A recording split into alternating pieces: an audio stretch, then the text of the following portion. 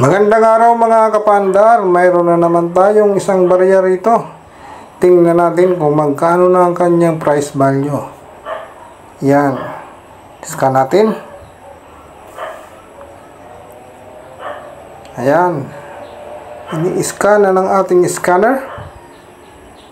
Wow. USA $10.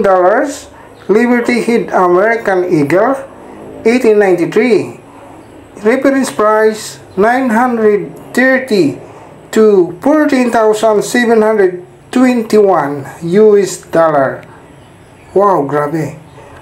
Grade MS Men's State, year 1893. Yan po ang ating barya na napakaganda at napakataas ng price value. Maraming salamat sa inyong panonood mga kapandar. Bye-bye!